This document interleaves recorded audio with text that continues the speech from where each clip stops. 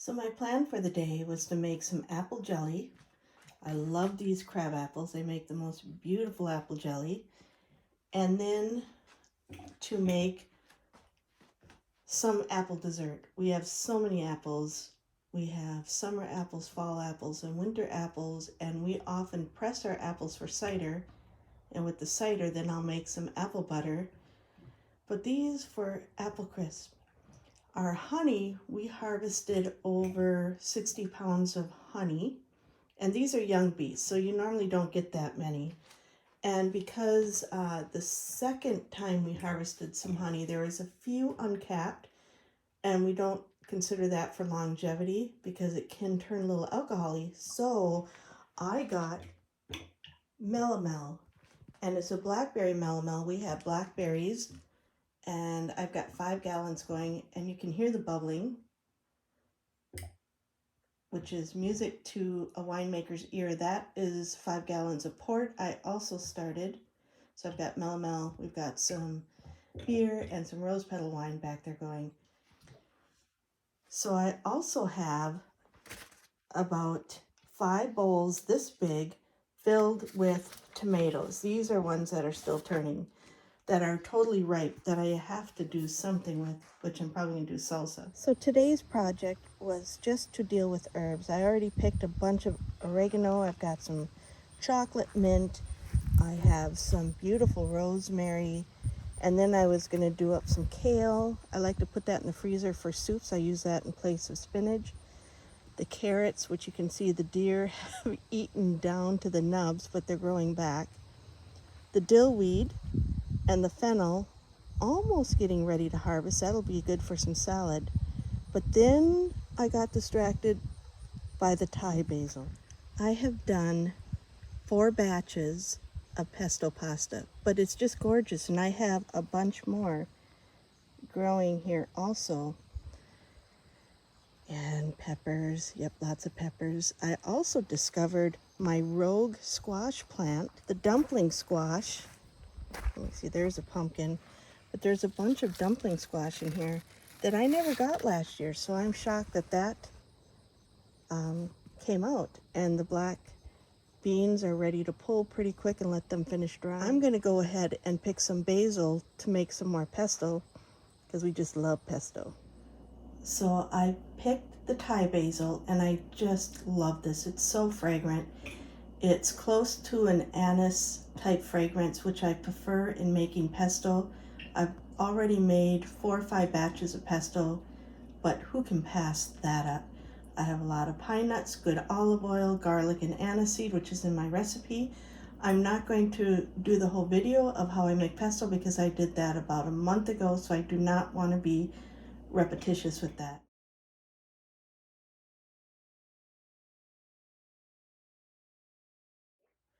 So for task number 2, I went out to the garden to get some dill, which I like to just freeze, just like this. And then in the winter, make a cumin potato or anything else I want fresh dill for, and it's fragrant, fresh, and reminds you of summer. Then I got distracted thinking about supper. Our broccoli was done a few weeks ago, but I found some florets and a couple of bells, so I am going to make a pesto pasta for supper with bells and a little bit of broccoli. So today was a pretty productive day. I did herbs. I did a lot of herbs from the garden, oregano, dill, rosemary, and on. And one of the herbs I did was Thai basil, and I made some pesto with it, and I put it in the freezer. So I decided for supper I'm going to make pesto pasta, one of my family's favorite. And I picked green and a purple bell from the garden. I found some broccoli shoots. I've already roasted the pine nuts, so I'll heat up some olive oil and cook the bell peppers. I'll add the broccoli. I'll cook the farfalle, and then when that's done, I'll add that in, and I'll top it with olives and the pine nuts, and then lots of fresh grated parm, which is our favorite. That's one of my family's favorite dishes, so we're going to have that for supper. This is a dish I started making over 20 years ago, and I started it because we had so much leftover basil and garlic from the garden And I used to make this pesto pasta with any veg that I found left over in the garden. And I would make it with asparagus and broccoli. Any vegetable I could get a hold of is what I'd make it with. I've added the broccoli, and sometimes I cook the bells till they're a little heated through and sometimes crisp. It depends on what I'm going for. And so I'm just going to start adding some of these other ingredients. I'm going to add the garlic, which I don't like to brown because I find it gets bitter. So I just add it till it heats up and becomes fragrant. I'm going to turn the heat off on this because I don't really want to cook the pesto, but I do want to get it spread about a bit so when I add the pasta, it spreads nicely. And I will wait until I add the pasta, and then I'll add the pine nuts and the olives and stir it all together, and it smells really good. And often when you drain the pasta, it's okay. Oops, the fam just got home. Hello! Hello, Poppet! Oh, are you videoing? Oh, whoops. Oh no! When I asked you when we were in the garden, I said, what's one of your favorite dishes? And you said Pesto pasta. pesto pasta. So Ooh, look at it. Yum, yum. I made a fresh batch of pesto again Ooh, today. look at that broccoli. And it's superior. And I found the broccoli shoots in the garden. Superior. And I picked some bell peppers Yum. and Yum, yum, yum. purple peppers.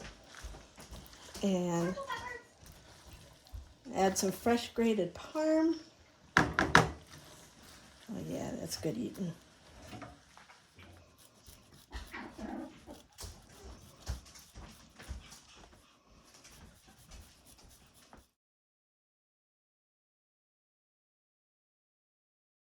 So we still have some daylight left, so we're going to juice the cran apples. I noticed my husband cut these ones, and I cut these ones, and I cut these ones in half this way, and he cuts them in half this way.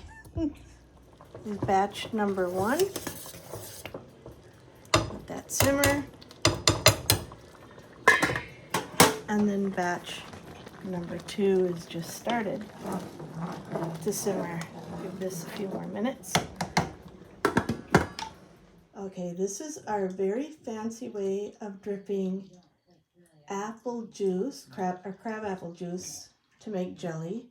We have this beautiful design of knobs and ribbon, and it's working. This is what I did last year too, and it worked. Pretty ingenious, aren't we, Scott? Very ingenious.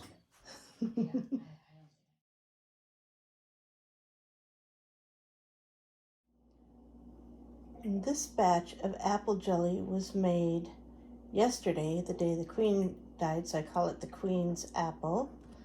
And it was 85 degrees, electric went out, and it was hot.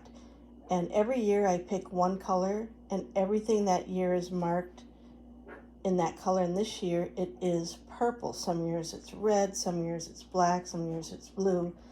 So sometimes when I'm looking for something in the freezer, I look for a specific color when I want to use it that year.